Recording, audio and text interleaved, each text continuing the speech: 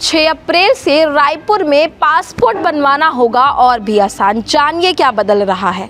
6 अप्रैल से शहर का पासपोर्ट सेवा केंद्र नए पते पर शिफ्ट हो जाएगा।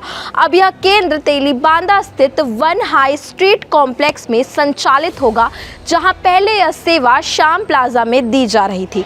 नया पासपोर्ट सेवा केंद्र पूरी तरह हाईटेक होगा, जहां बेहतर पार्किंग, आरामदायक वेटिंग एरिया, आधुनिक तकनीक से लैस सुविधाएं मिलेंगी। इससे आवेदन प्रक्रिया पहले से ज़्यादा तेज़ और आसान हो जाएंगी। तो अगर आप पासपोर्ट बनवाने की योजना बना रहे हैं तो अब आपको 6 अप्रैल के बाद तेलीबांधा स्थित नए केंद्र पर जाना होगा। हालांकि आवेदन प्रक्रिया पहले की तरह ऑनलाइन अपॉइंटमेंट के जरिए ही रहेगी।